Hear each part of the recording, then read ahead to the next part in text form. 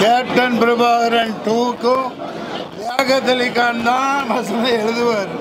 நான் சொல்கிறேன், ஏன்னா முதுகெலும்பு தண்டில் ஒரு மின்சாரம் பாய்ச்சுற மாதிரி ஒரு இந்திய வரலாற்றில், திரைப்பட வரலாற்றிலேயே ஒரு வில்லன் எல்லாத்தையும் போட்டு தள்ள பிறகு 30 நிமிஷம் கோர்ட்டில் வசனங்கள் பேசப்பட்டு ஒவ்வொன்றுக்கும் கைத்தட்டல், அதுவும் ஒரு தீர்க்க தரிசனமாக பல காட்சிகளை இவர் எத்தனை ரூம் போட்டு யோசிச்சாரோ தெரியல.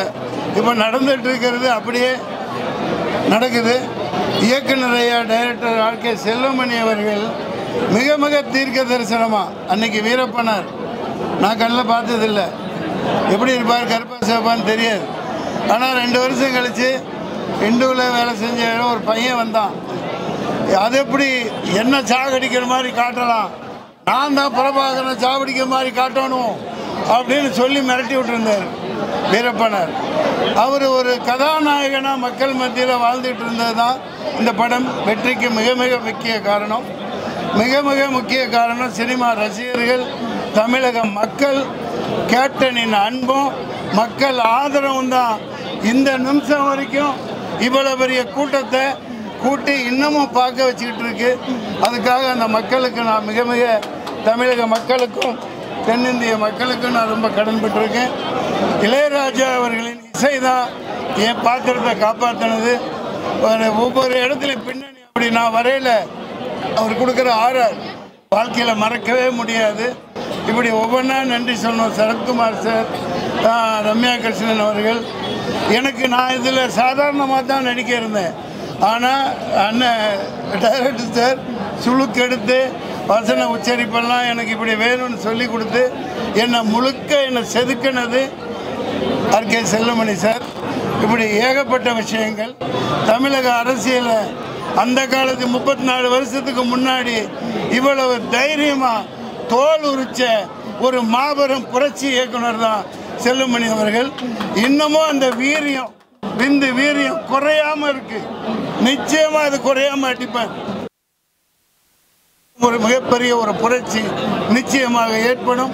நான் ரொம்ப பேசிக்க விரும்பல. அந்த காலத்துல வந்து வீரப்பனோட கொலை மிரட்டல் எல்லாம் இருந்தது. அப்ப நீங்க எப்படி ஃபேஸ் பண்ணீங்க? நான் வீரப்பன் கொலை மிரட்டல் இருந்ததெல்லாம் இல்லை, மக்களால் மோகிக்கப்பட்ட. எப்படி கிளைமாக்ஸில் வசனம் சொல்கிறார், லியாகத் அலி கான் வசனம், ஐயோ ஐயோ ஐயோ வண்டியில் வரும், ஹெலிகாப்டரில் அங்கேருந்து ஃப்ளைட்டில் கோயம்புத்தூருக்கு வரும் 40-50 பக்கம்.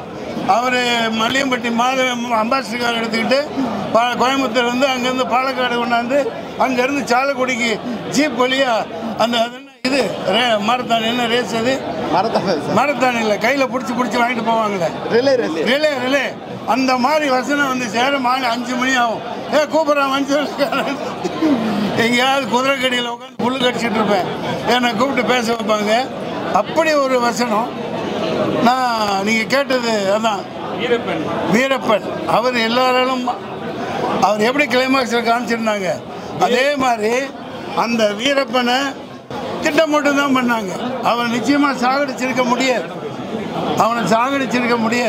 திட்டம் போட்டு அதே மாதிரி பயனடைந்தவர்கள் பேர் சொல்லிடக்கூடாதுங்கிறதுக்காக கொல்லப்பட்டவர் தான் இன்றைக்கும் அந்த வீரப்பன் மக்கள் மனதில் வாழ்ந்து கொண்டிருக்கிறான். கதாபாத்திரமாக அல்ல, உண்மையாக வாழ்ந்து கொண்டிருக்கிறான். அவன் இருந்த வரைக்கும் காடு நல்லா இருந்துச்சு, தண்ணியெல்லாம் வந்துக்கிட்டு இருந்துச்சு, எவனும் டேம் கட்டுறதை பற்றி யோசிக்க மாட்டான். இப்போ மறுபடியும் ஒரு வீரப்பன் பிறப்பான், வருவேன். நன்றி.